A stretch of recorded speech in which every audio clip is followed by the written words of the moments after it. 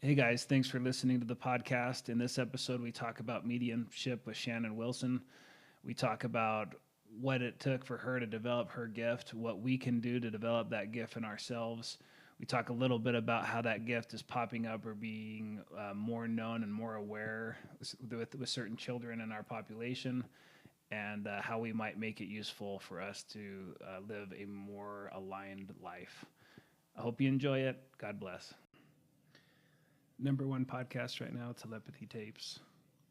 A lot of people blown out of their mind about it. It's fascinating for sure. And even though I believe for a long time people have known about psychics, they've known about mediums, and it's even been scientifically documented. But the cool part about these tapes, I believe, is that this gift's been available but hidden in these autistic kids. I haven't listened to all of it yet. I've listened to a lot of the highlights. I know you've listened to some of it. I thought maybe you could we could talk a little bit today about mediumship, what it is. Talk a little bit about what we've seen, what we're seeing in the telepathy tapes. Maybe what things in addition to, like, what is the point anyway, that kind of stuff. So maybe we'll talk about that. So, it's fascinating. I mean, for me, I am an intuitive and a medium, so I've been doing this quite a bit. But it is this new fascinating, I think it's giving opportunity, like these autistic kids are nonverbal. It's giving an opportunity to see that there's a whole nother way of communication that isn't just coming from our physical being. And so what we call that is our multi-sensory.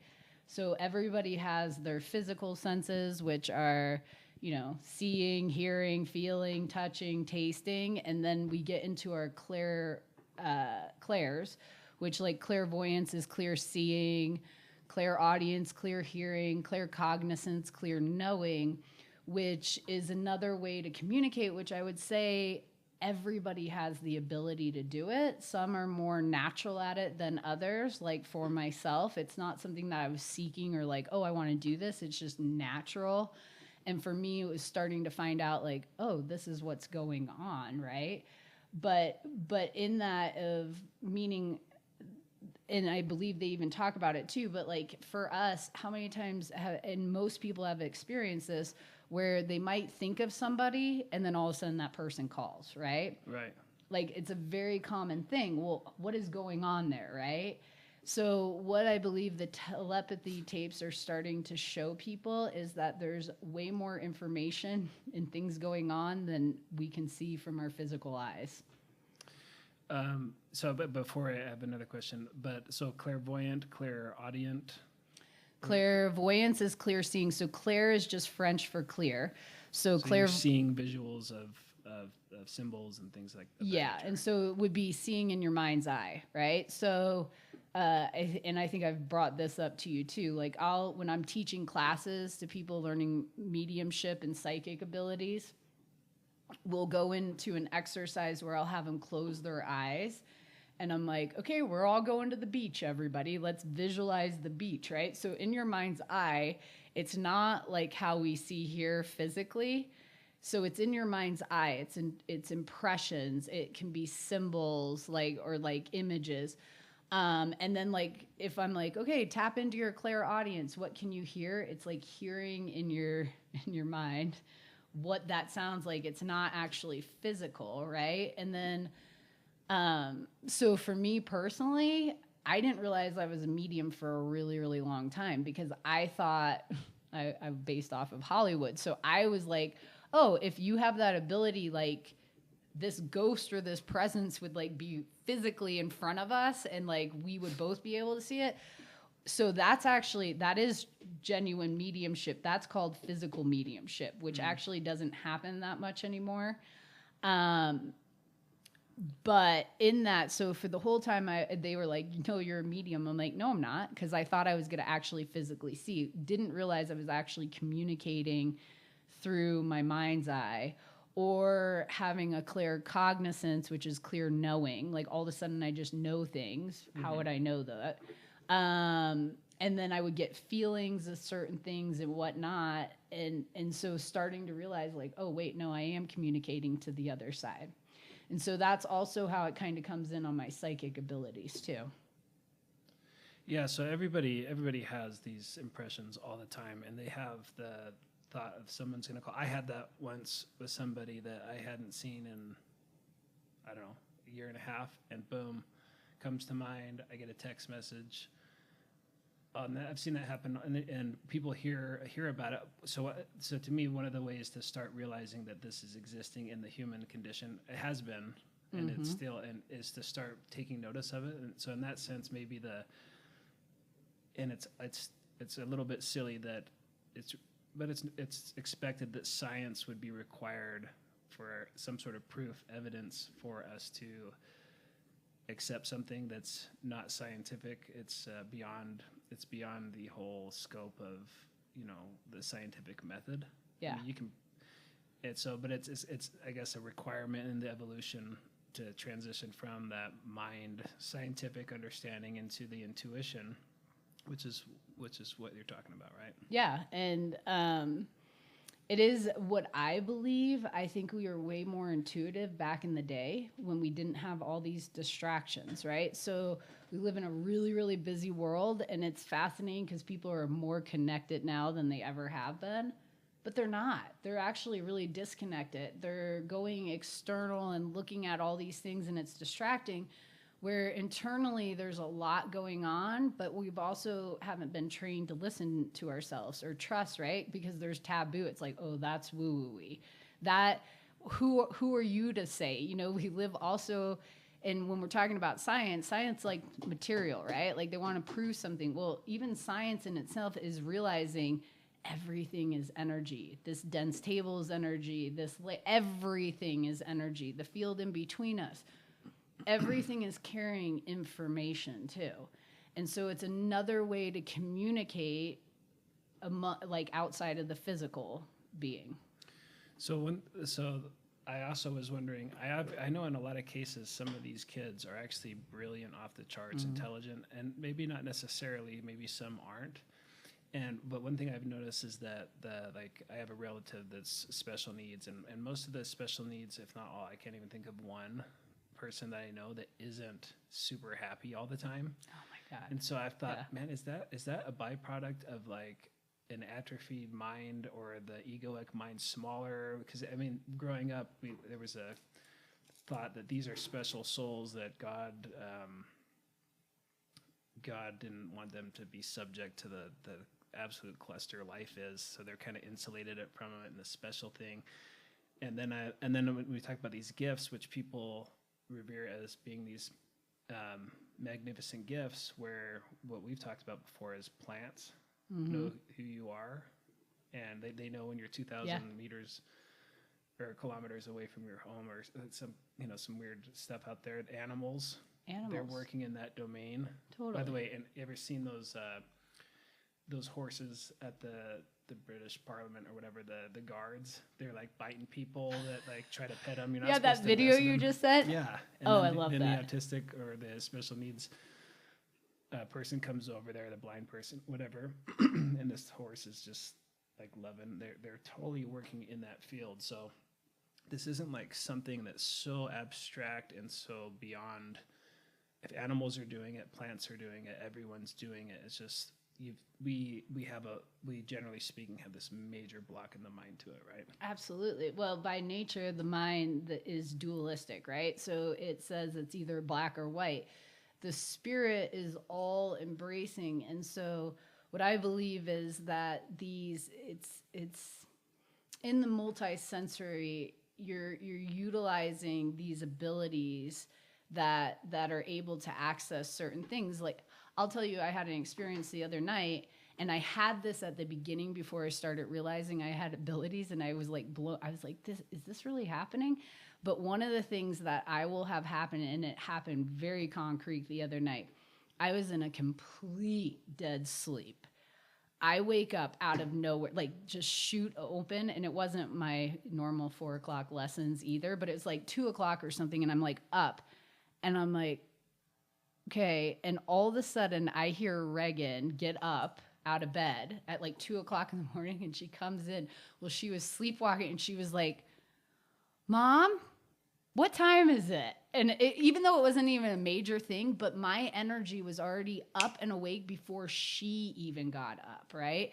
So there's in animals, like when you're talking about it, hello, deer, prey, right? Yeah. They can't even see a lion, but they can sense it. There's this, all of a sudden, there's like, whoa, something's in the energy field. So everything has like access to it. So one of the things I've learned from having these abilities is that the access point, the data, there's a field up there that carries all the information. It's how do you access that with those abilities? And it's overcoming the limiting mind over and over and over, which is, for me, has become like a devotional practice of constantly coming into awareness and trying to be present and sensing, not necessarily take, I would tell you, I would say what I can physically see from my eyes, I don't trust as much as I can intuit what's going on.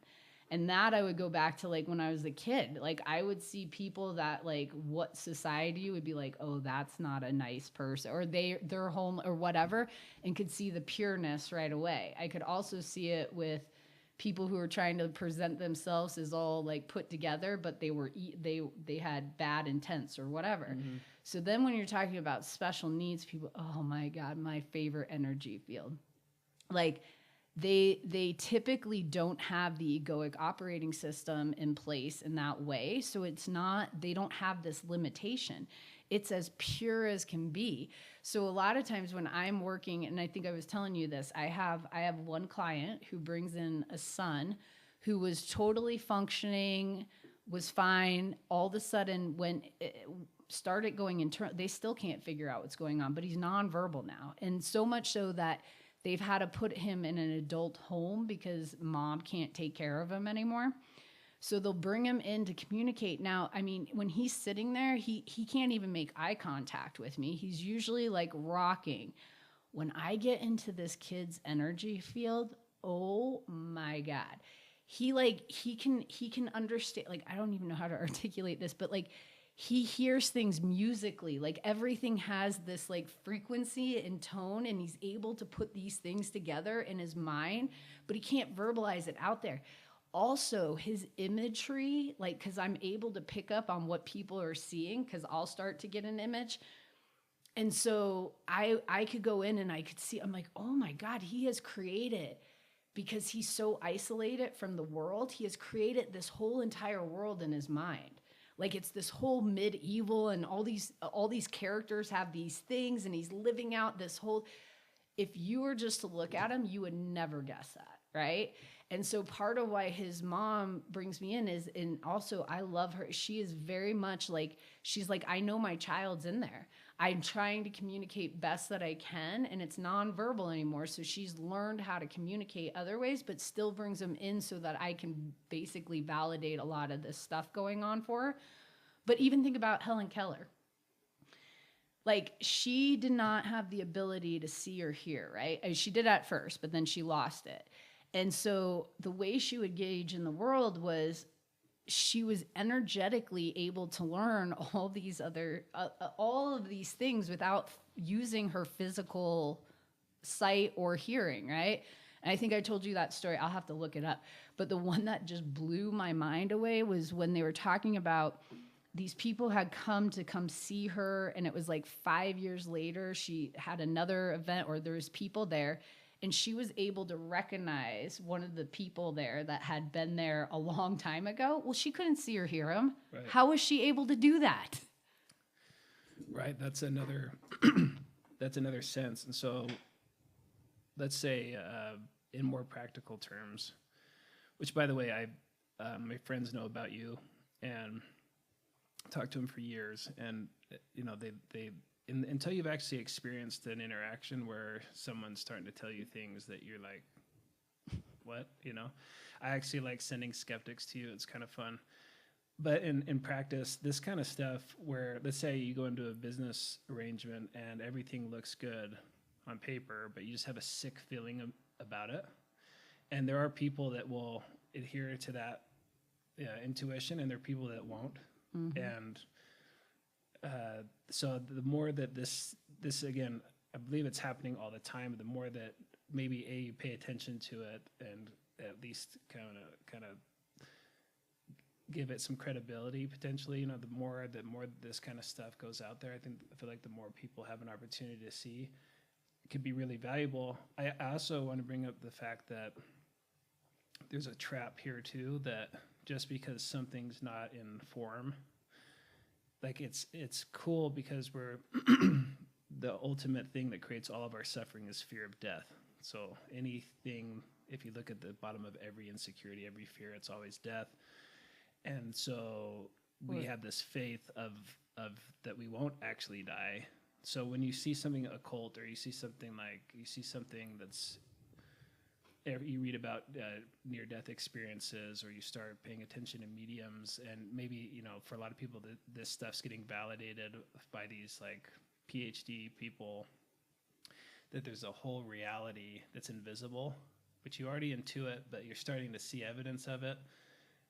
That's exciting because that sort of starts to validate this blind faith that you've had your whole life, that you might not actually die, that you want to live a good life, so that, you know, whatever. And that's different. That's a different topic, the approaches that happen after this life. So in that sense, it's really powerful and it's mystifying, and people like it. But what about, because the difference between a medium and a psychic is the medium can speak with those that have passed on, like those that don't have a body. A psychic can only talk to someone that has a body. In the living. Anything, and psychics are able to communicate with living spirit here on the earth's plane, whether that's plant, animal, any of that.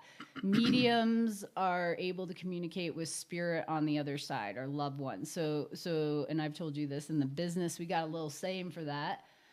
Not every psychic is a medium, but every medium is a psychic. And so when I'm using these abilities well, this is good. I just had a client come in who I'm actually training mediumship. So we had a lot of these conversations today, and she was like, oh my God, Shannon, I like when I'm coming in and I'm doing like mediumship and I'm doing psychic and like it feels like this. And then she was like, I've never talked to spirit guides, and all of a sudden they're coming in and that's at a different dimension than here and here.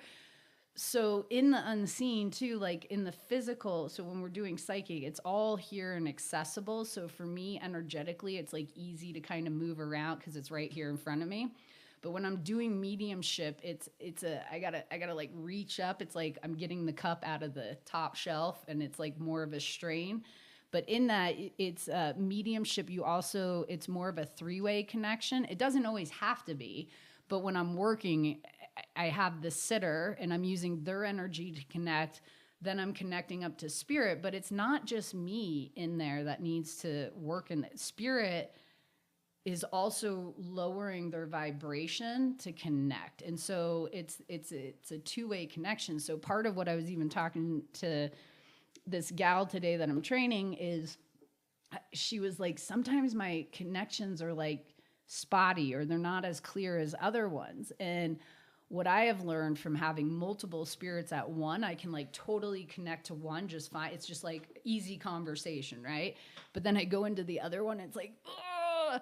And what I'm finding is like, not every spirit is like comfortable. It's not like you just get to the other side and you're like, oh, I can totally communicate. It takes practice for them as well. They have to concentrate their energy and they have to bring it down, which is hard for spirit to do. So sorry, my question is, how do you know that the spirit, okay, first of all, what is spirit that you call spirit, and how do you know that what you're drawing from, because it's not in a body? You could have a lower astral entity and energy that's wants to just confuse humanity, and maybe potentially someone could even channel nonsense from the occult, and so that could be a trap, because one just assumes, oh, if it's not in form, it's you know, good. But how does one navigate like lower astral, like low energy from the higher, to avoid that? What I would tell you, what I've experienced is those who cross over, our loved ones, are in a total. I personally, so I can't speak, but my experience is I've never gotten like an entity or a yucky field. Now, I might get denser energy fields, meaning like the soul has more where they're needing to work out and let go of some of the karma and going through review. When we're talking about some of these entities, I'm not going to say like it's a whole different energy field. So I would say those entities come in the in-between, which is that the fourth? Fourth density? I think it's fourth density. I'm pretty sure. I just try to avoid it at all costs. But that has a lot of what I have experienced isn't like these necessarily like evil entities out to get. Right. They're like these like everything is energy, okay? So like if you have a whole bunch of people that are like depressed and in this like apathy, it creates an energy field that's super dense. So it's not like an actual like evil thing coming out to get you, but it's like a dense like a almost looks like tumor. They're like black, like energy fields. But they don't necessarily like have an own, like where they're like out to get something, but what they're trying to, because all energy attracts like energy, right? Okay. So then what people are like, oh, I have this entity, or even when Jesus is talking about doing exorcisms, it's not like this entity. It's like depression. It's this heavy stuff that has like come into them that isn't allowed for their essence of their spirit to fully illuminate. But I have yet to meet souls on the other side who have ill intent. Yes. Okay. Now, I will say some of them, when they've crossed over, still kind of carry their personality because that's how they're able to like identify themselves with us here. So what I would say is the soul has like an identity, identifies with certain things, but it doesn't cling to it has different things, but it doesn't identify with those. Does that make sense? Interesting. So it doesn't take them on fully, but there'll be like expressions of it. So sometimes like I have loved ones who will come through and it's like, I think that at least my idea of it was, I was like, well, once you cross over, you're just totally enlightened and everybody's all loving. What I have experienced is when people cross over, they're in this nothing but loving awareness. So like when we talk about those near-death experiences, when everybody talks about like, oh my God, I was immersed in love, and they talk about these sounds, these beautiful sounds, right? What I've experienced is I haven't been able to fully, but what I've tapped into is there's these frequencies that are all loving awareness that gives the ability to start healing on the review of what was happening here on the earth plane, again, to come back into wholeness. So I haven't seen any assholes over on that end. So I guess the thing that would make you suffer or act like an asshole is if you leave the body. I know that you're from what I've read that your consciousness level doesn't necessarily change. You are still, but since you're still where you are. But if you have no body, then you can't really even feel, right? Or how do you suffer, or how could you be a mean asshole if like you wouldn't be able to harbor negative emotion? Can you harbor even negative emotion without a body to like have it stuck in? And that's kind of a deep, like it's question. But yeah, so that's what I would say is like they'll come through where it's totally different because it's like this very loving space. So like when you're talking about the biggest fear is separation from the whole, right? Which comes only from the egoic operating system. So when we cross over, the first thing to go is the body, the egoic mind, the thoughts, those two are tied, and the emotions, the way that we feel them here, right? Right. So what a lot of times is there's like an awareness. So like, let's say we had somebody, which I have, let's say we had somebody who was like having affairs or something and they just weren't being honest to somebody, right? And they'll come through where there's an awareness of what they do. They don't necessarily come. Sometimes they'll come through, and usually they do apologize because they're in loving awareness, and they're like, "Oh my gosh, I didn't need to do that. Like, I have a whole different understanding now." And so what they're trying to do is there's no separation between us here on the earth plane and souls over on the other side. Like, so they're always around us and always trying to help us, like, also come into our wholeness, because we're all doing it hand in hand. Like, so like as I come into my wholeness, it helps you come into your wholeness, like all of it, because we're all connected. So, but they're now on another side where it's nothing but loving awareness. So it's like really like where it's loving support coming through. So on that note, as far as steps to like learn to uncover these abilities, be more cognizant of it, so that it comes more into awareness. Not like you're acquiring something, you're just maybe coming into awareness of something. If I've had times where following impressions have yielded crazy cool results. Like I'll be driving down, and literally some guy that I met like a year ago, this happened one time. I met him in like a business meeting. We had a deep conversation. We were talking more like Jordan Peterson stuff, and I think we talked a little bit of church things. And anyway, he came to mind. I call him. He's like, "Oh, that's crazy. I've been looking for a good book to read.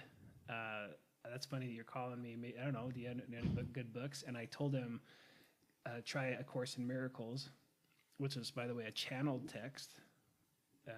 So one of the greatest books ever brought into form. I mean, it's amazing. Yes. I didn't even understand the atonement till I read that book. And actually, I'm technically not through it. I've been gnawing on this book for like 6 years. I don't know. It's a big one. It's brutal.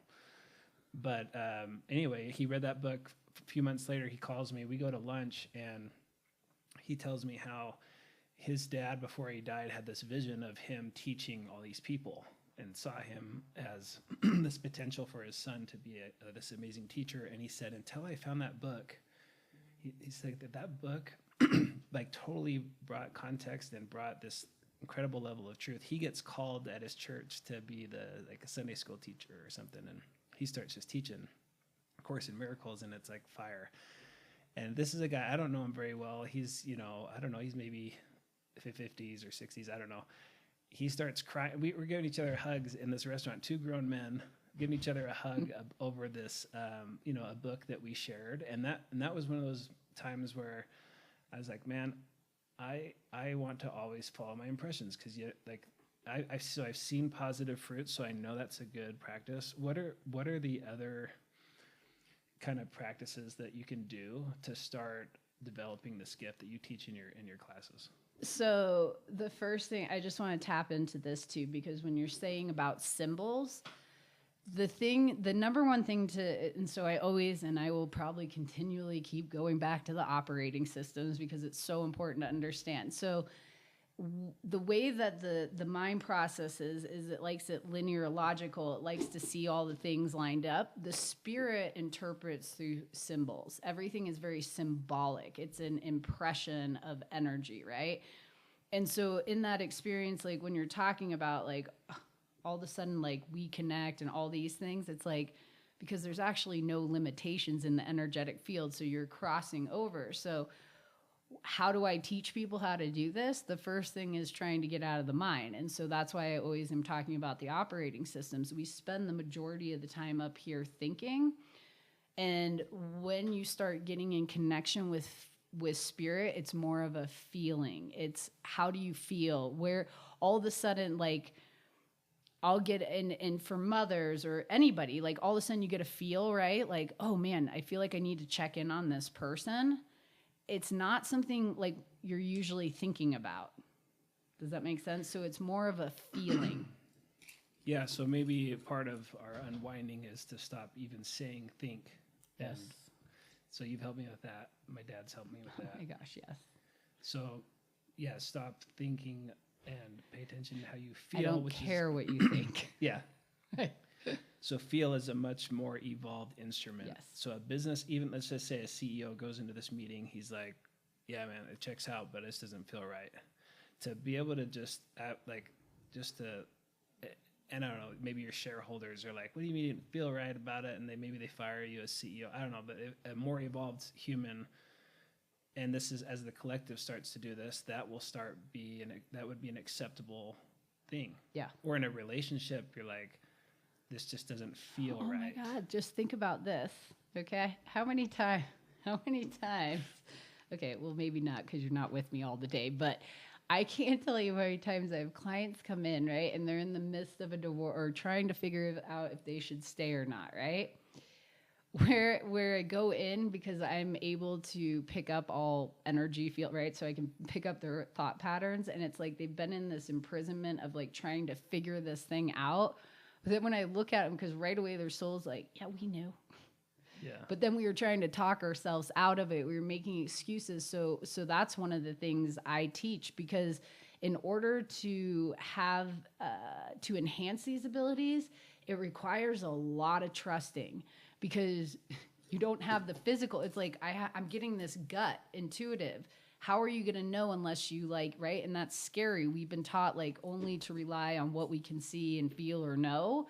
And so this is a whole nother way of shifting into how am I feeling? What am I sensing right now? And what I tell people is like, let's just start. We're all spirit in a sense. So easy ways to start articulating what I'm talking about is just even going over to somebody's house. There's a time, sometimes you go over to somebody's house and you're like, it looks nice in here, but I'm super uncomfortable, right? Mm-hmm. But people override how they're feeling into what they're seeing. And so then they'll be like, well, I'm just making that up. That's crazy, right? And then they'll come back and they're like, oh my gosh, all these things happened there. It was super uncomfortable. This guy was a total jerk, whatever, right? And I'm like, but you already knew. You just were in your thinkingness. Little FAFO. Little F around, find out. Yeah. That's basically what the mind's doing all the time. Mm-hmm. Is it's like, hey, yeah, go check this out. Check this out. What about this? So people like today, I had 2 clients today that was heavily on not what you think. And so it was fascinating because she came in, she was physically shaking today. Like her anxiety was so bad. Mm-hmm. And as I get her settled, part of what I can do with my abilities is I'm not doing it physically, but I go in and I'll start taking the mind. And I'm like, I won't even acknowledge it almost. And what I'll do is I'll start going in energetically to the spirit to start illuminating it. So they don't even know what's going on necessarily, but they start shifting into their spirit. And all of a sudden, so like today when she came in, she was super like, everything was urgent. Oh my God, this is on fire. I got to do this. Da da da da. Ha. Well, when she sat down and I finally got her calm and I got her into this state of being able to come from the soul level, I was like, okay, so tell me what's going on right now. What is the urgency? And she like goes upstairs. She's like, I don't know. I'm like, no, but what has been so urgent? Like you haven't been able to even sit down today. You're just like, what is urgent? I guess there really isn't anything. So the other thing is time puts in all of this and it puts in, so what I could see from her was she was like in a total civil war because her spirit was like, all is well. But the mind had gotten a hold of itself. I told her, I was like, you know what it looks like? Your mind looks like those merry-go-rounds. Like when we were kids, they don't have them anymore because they're dangerous. But remember how you'd spin and you'd get going and they were just like, and they're just on their own. That's what the mind will hijack a lot and try to take ownership and trying to make it a lot of times what it really isn't, but it creates all this suffering and this chaos instead of just being in the pure nature of things, which is also being present, which is a practice. Like all of this is practice. So I don't know if that helped or not. It does. So the question is, so intuition, I wish it would have been taught a little bit better, maybe growing up in church, that's actually your spirit, or that's the spirit, or that's you being a fractal of God. And we talked about this on our other episode, but that is. So in terms of when you talk about this external energy source or these spirit, what's the difference? I mean, is the highest source I'm guessing, I would assume, is your own personal intuition. How does that stack up against, spiritual guides and things of that nature? Or are they very similar or the same?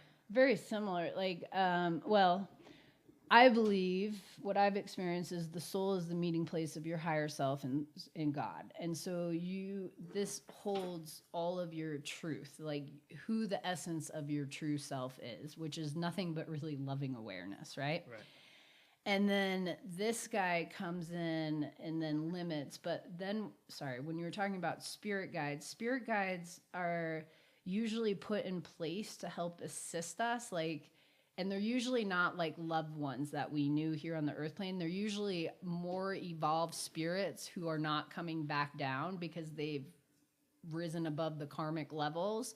And so now they're being placed to help assist other souls, but they can't really like meddle in stuff. And so they're trying to impress like, hey, this might be a good route over here. Yeah. Like maybe go this way, but they're not. Does that make sense?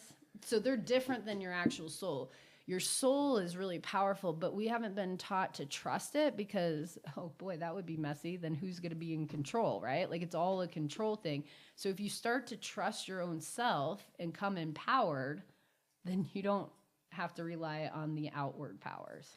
That's almost why I'm bringing that up, is because that seems it could be another pitfall that because I know in concept, anything you put something between you and God, it's a level of separation, and it seems like it could be potentially a trap to, and by the way, I'm sure this happens to you all the time, where instead of actually developing that access or uncovering that inner access, you're constantly relying on an external source, whether that's in someone in a body, someone in the ethers that may be a very high level, an angel or a high level. At some point, though, you're still deferring there. So that's kind of why I was asking, how do you? I personally, for me in my work, like I would tell you, there are quite a few mediums and intuitives who say that they use their spirit guides to communicate. I personally don't. Now, I will tell you, I got a whole team with me. I know that. I'm very well aware of it. But I don't continually go to them because, to your point, I believe I don't need a middleman, even though they're on the spirit realm. Right. They're there to help. Like I have a couple. One I feel like has been with me my entire life, like since childhood. I have like a Native American guy who's like very, like he never talks, and he's got like, I don't know what he's wearing, but it's a lot of stuff and like animals on him, and he's always quiet. When he comes in, it's intuiting, it's tied to nature. So if I do see him, it's usually like he's trying to get my attention of something that I missed, but he's not actually communicating for me. I have my biggest guide when I started coming through was Ezekiel, who I've come to find, I'm pretty sure came from the Bible. Like he's this giant energy field that gives me strength, but wisdom in my intuition. But it's not like I utilize it. Like he's just kind of like a support system. Like I would say almost like our friend, like if I need something, I would go and come and ask you, but I don't ask you to like come and like do all the things for me. Does that make sense? Right. So it's like a support team, or at least that's how I utilize them. Okay, so another question. So like my buddy, one of my friend's dads passed from cancer years ago, and he was the most hilarious and one of the most influential. And he still is, yeah. And you know him because you've seen his family and what a cool experience that you've been able to connect them to him on the other side. And he comes to mind all the time. Like, so a lot of times I'll be driving and he'll just like come to mind out of nowhere seemingly. And I've told like his son about this. I'm like, your dad comes to mind all the time. And I know that I believe, but I want to ask you about it. I believe that he's somehow either intermittently or one of the beings that's sort of kind of supporting my life. Oh, yeah. So here's the thing with loved ones, okay? Let me ask you something. Let's just say you were going to cross over here in the next week or so. Would you not be coming back down to visit, like, because you would have access. You don't have the limiting body, but you're able to. Here's another thing. Spirit, what I've experienced with spirit on the other side, once they cross over, they're no longer in this dense body, and they're able to be at multiple places at once. And I would tell you, my spirit's able to be at multiple. I'm already well aware of this right now in my physical body, but I've been doing a lot of practicing on this. And so spirit, so one situation I had one day, I had a client come in, her dad had just passed away, and he's in there supporting her, trying to be like, it's okay, and I'm here, like, it's okay. So at the same time, he's in the office with me, he starts showing me his wife, her mother, and he's showing her in this like nightgown, like in a robe, and I start telling, and even right now when I tap in, I can still see it. I was like, hey, and so it was interesting. So this was mind-blowing for me. I didn't know it until I had this experience. So I'm working with her, and I'm like, your dad's saying it's okay, and like, you know, he's with you, and he's bringing all these like pieces of evidence of like, so last night you were asleep and all of a sudden your TV, and she's like, oh my God, yeah, that happened, right? Or whatever. And she made a comment of something of like, well, I'm just worried about my mom. And so in that right away, I was like, oh, you don't have to worry about it. He's with your mom right now, which I didn't even realize because I wasn't coming from here when I was saying it. I was just literally giving what I was getting. And so I started articulating. I'm like, and it happened to be like 9 o'clock in the morning, okay? Or like, I don't know, she was my first appointment. So she's like, what do you mean he's with my mom? I'm like, oh, I can see. I was like, does your mom eat Cheerios every morning? Does she not get out of bed till 9? And like the first thing she does is she shuffles over, gets her Cheerios, eats her Cheerios, and like has this routine. And she's like looking at me. I'm like, she's like, yeah. I'm like, well, he's with her right now. I can see it. Like, even though he's with you. And then all of a sudden I had this like out of body, which happens a lot in this experiences, where I was like, oh, spirit like is able to, and what he was doing was supporting everybody during their loss, right? And so like when you're talking about your friend's buddy, what I love, one of the boys came in a couple weeks ago, and I was like, oh God, your dad keeps showing me like this stadium, and I thought it was one of the grandkids or something. So then he pops in and he's like, no, I have been to all their games. That's not what I'm talking about. I'm talking about a bit. And so I'm like, hey, it's a big stadium. Does that make any sense? And I was like, he's really upset about something. Well, it ended up being the youth. I don't know. I don't even follow football, right? But he started laughing. He was like, oh, because my dad was a huge Utes fan, and he's like really upset with the team right now. And I was like, well, he's still bringing this up, you know? And like, that was his like, and one of the things like he'll bring up too, cause he does have a funny sense of humor, right? Oh, so that part of him hasn't, meaning he knows on the other side that when he expresses that humor to me, it's a way for his kids or wife to relate. They're like, oh my God, that's so my dad. Right. So like he'll throw in jokes like we're like it's getting serious and they're getting kind of choked up, and then he'll throw in it. He's like, I was the best dresser, and I'm like, your dad says he's the best dresser, and they're like, of course he always said that or whatever. Yeah, like obviously he's not caring about football, but he knows to navigate the message in that way. Because it's a way to relate with the living in the dense body here, and it's a way for them to come through to give evidence of like, hey, I am here with you today. And that's one thing I love about doing the work. Now, I will tell you too, when I was trained, my mentor trained at I think I've told you, Arthur Findlay College, which is over in Europe. That's where J.K. Rowling's based Harry Potter's castle from, but it's a real deal. It's like the mediumship school. Well, they were very old school. So even in mediumship, we're having an evolution happen, because the way you were supposed to go in, that they would train, I'm supposed to connect with spirit. Right away, I'm like, female, male, what's your relation to this person? How did you die? How old were you? Like, think about that if like we were hanging out and I just met you for the first time. I'm like, okay, how are you? Like, just like coming in like hard like that, that doesn't give, for me, it's not the way to heal, right? Part of the whole reason I'm doing this is to help people come into wholeness, to understand there is no separation, right? And just to communicate. If I have that ability, there is nothing that gives me meaning it's so life-giving for me, but it's so life-giving. It's because it's life-giving to others, right? And so it is the best, and I get blown away all the time because I'm always like, holy shit, I can't make this stuff up. Well, we just had an experience which wasn't mediumship, but just the coincidental things where they start coming into physicality. I'm like, oh, out of body. Because it's just like, whoa, I can't even, how did that just happen, right? Yeah. It's crazy. Like, so when we were talking about earlier, and I just want to interweave this in, like earlier when we were talking about phone calls and stuff, where you think about somebody and somebody Right. pops up, you and I just had that experience where you're putting together a playlist. And I said to Rick, I was like, hey, could you put this, I want you to put one of these songs in there, right? Yeah, on a big playlist for a group meditation. I have 1,000 songs in my library that I've saved to choose from. You request this one specific song.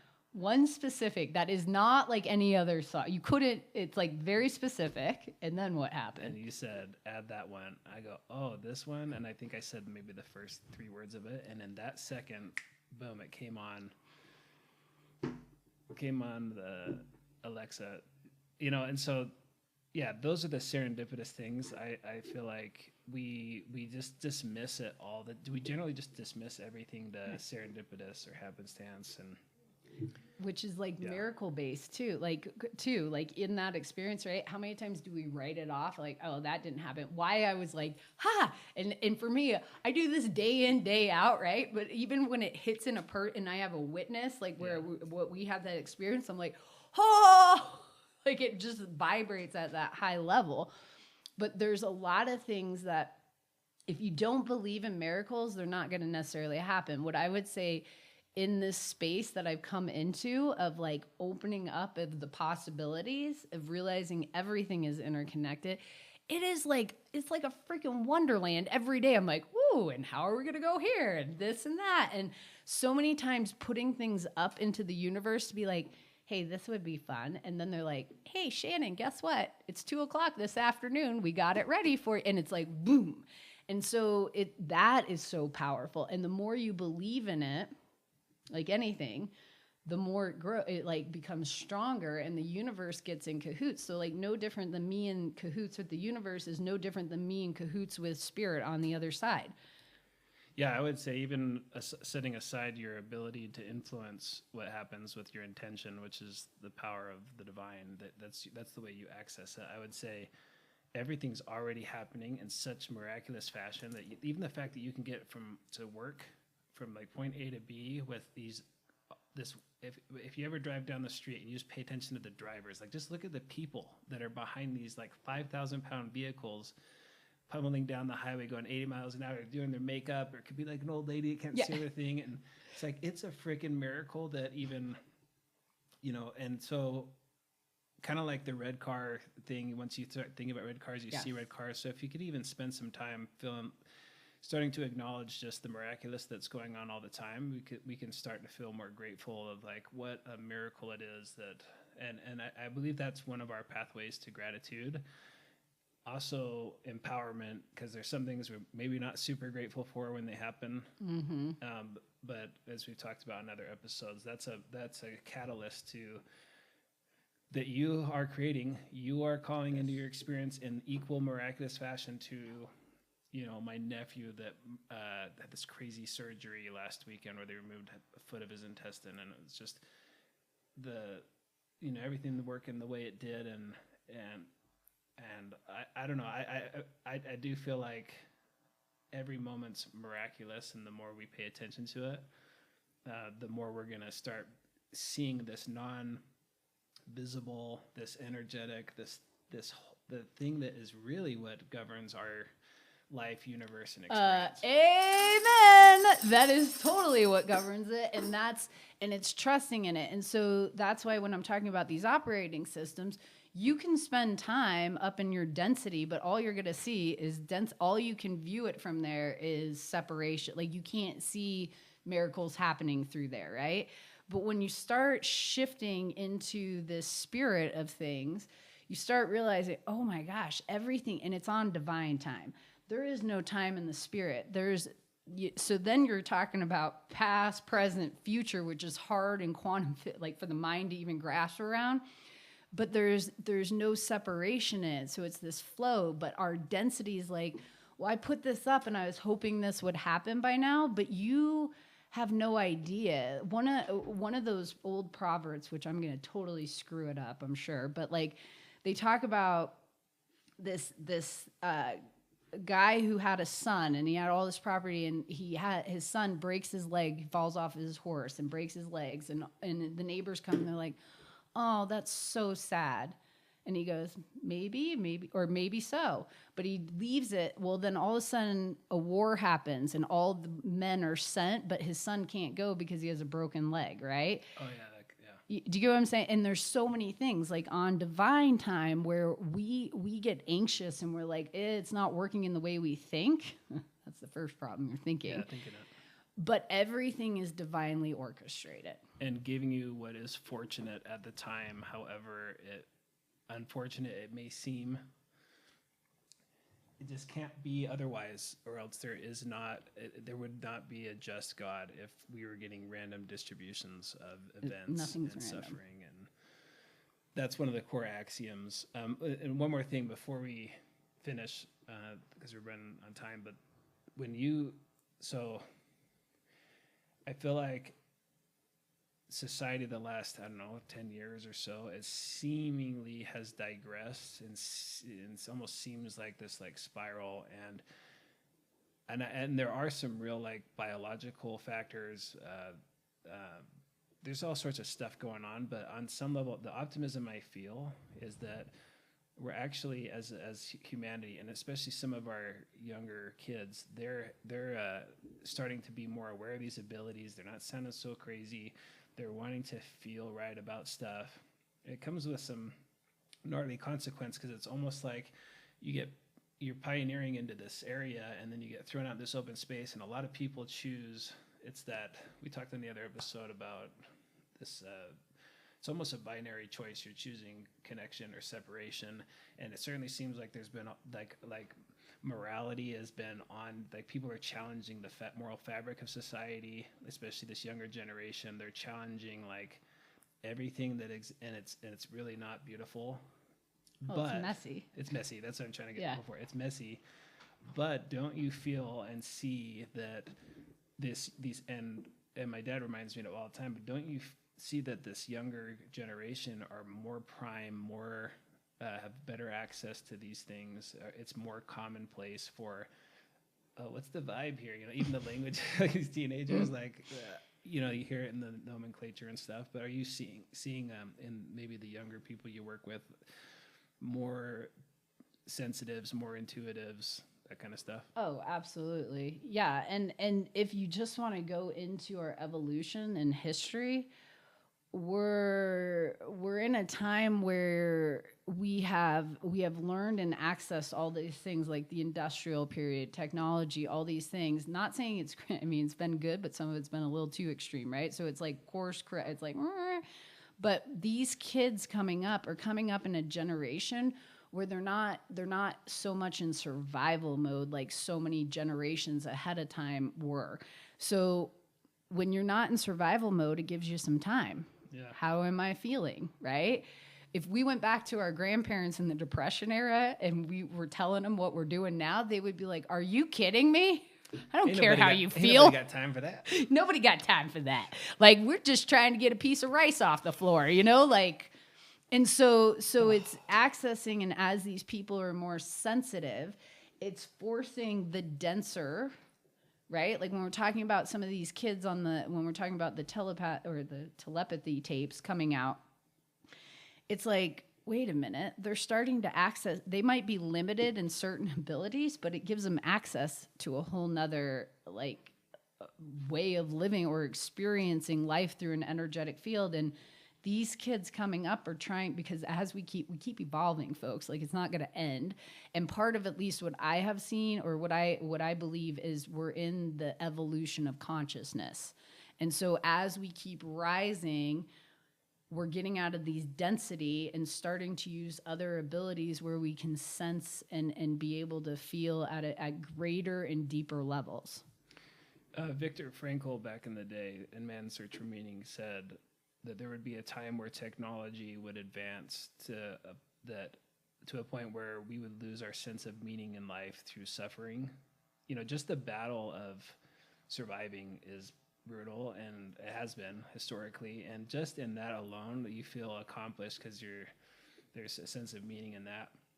But he said there would be a time where technology would sort of take that away, and then you would suffer between boredom and meaning then suffering. So in this, he called it the existential vacuum, this sort of like void, and that plays into the whole, be still and know I am God, because in the stillness is where they have access to the energetics, right? Yeah.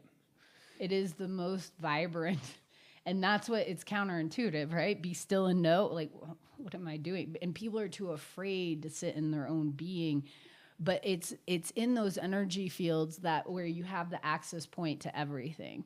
I would say Tesla was able to do this. Einstein actually was able to do this, where they were able to quiet their mind in a sense and open up this energetic field that was able to access any information they needed. And then they would bring it down and process it through in that way.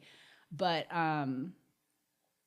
it's just showing, it's like it's an opportunity, and part of that boredom is to turn to go inward instead of outward. Even the COVID opportunity, people stuck in their homes, there's a lot of things that have serendipitously, again, if everything happens and it's fortunate for you, somehow that's a fortunate thing for the human race, or for everybody. Well, for the collective, for the collective, right? Which includes the plants. Exactly, all of it. I don't mean to leave them out. Yeah, we don't want to leave them out. Everything. It can't be otherwise, or it can't. And that was a funny thing, COVID, right? Because prior to COVID, as a mom and communicating with other, like, definitely the feminine, they were like, I'm so busy, I just want a break. I'm so tired of right? Like, people had been complaining that they had been overextended. And so then all of a sudden everything shuts down and everybody's like, oh, this is uncomfortable, because I haven't been able to sit with myself, and it's really hard for people to get in there and bypass all the noise, all the distractions, all the things that are trying to take your energy outward. But man, the to be able to go inward is the access point to all the planes. So there aren't a lot of resources per se yet, that maybe they'll start popping up for people to have access to. I mean, to even see someone like you, I know you're booked out really far, and part of why we're doing this podcast is so we can share some of this information. We can talk about this in a way where someone that needs the support, wants privy to these conversations. I do feel like there'll be a lot more Shannons coming out, and especially this new generation, this younger generation, as it develops, and mentors and the such, to help normalize it. And because a lot of people suppress, I know you did growing up, suppressed your medium abilities, and you look at these overly sensitive souls, and that's where I feel like it'll be helpful, and we'll talk about it more in episodes, how to navigate between the awareness and knowing, and the neurotics of like negative emotion and stuff that can completely steer your life in a negative way. Yeah, and we will talk about, and a lot of that is shifting and getting in practice. Like, so I tell a lot of my clients, like, it's something that is actually in your innate being. It's just something you have to practice, because you have been trained to go outward. You have been trained to look everywhere but inside yourself for the answers. Quite frankly, nobody knows better than you do. But right. So a lot of the work I'm doing with clients and is trusting in the process. What are you feeling? Not what you think, but what are you feeling? How does that feel? And honoring that, right? And so it's not something, just like when you're learning a language, like when you're at school and a kid, you didn't pick it up. You're like, okay, I got my ABCs and now I can read and I can write and all that. It's a process, but we have been doing the opposite to go external. And so this is a process of starting to go in. I try teaching people, like, look at it as an experiment. Like today, the last client I left, I said, go out and let's do an experiment. Listen to your gut, because when have you ever had an experience where you listened to it and it served you wrong? I have yet to have one person give me an example, so I think it's got a pretty good track record. But then when I'm like, what about your thoughts? When have that led you astray? And usually everybody's sort of like, oh God, that's a shit show. And I'm like, yeah. So just do an experiment. Just do it. And don't do it on something big of like, should I mortgage my house or something like that? Yeah. Meaning, should I go right or left to work today? That kind of stuff. Start practicing. When you're at the grocery store and you see the lines, look at the lines. I do this all the time. I use my abilities driving all the time, because people, like, you might see lines, right? But intuit, just ask yourself, which line's going to go faster? And then get in that line and just see what happens, right? So do those experiments. Be like, I'm going to go into a parking lot and I'm going to feel into where I feel like I have a parking spot. Yeah. Like, and just do those, because what that starts doing is putting an awareness that's not there. We're sleepwalking, right? You also, there's times where you park and you get a weird feeling like, I didn't park, I need to fix this. And then now your brain overrides, you come out and someone's like dinged your door or something. Totally. So like, don't let this thing block you. And so, we'll talk, I'm sure, a lot more episodes about like practices you can have to continue to develop and have access to uncover this ability. But pretty stoked to share some of this stuff. Thanks. Super exciting. Yeah. Thanks, Richard. Thanks for being here, Shannon. Send us questions, comments, feedback, and we will keep posting great stuff. God bless. Amen. Ooh, that's got a good beat.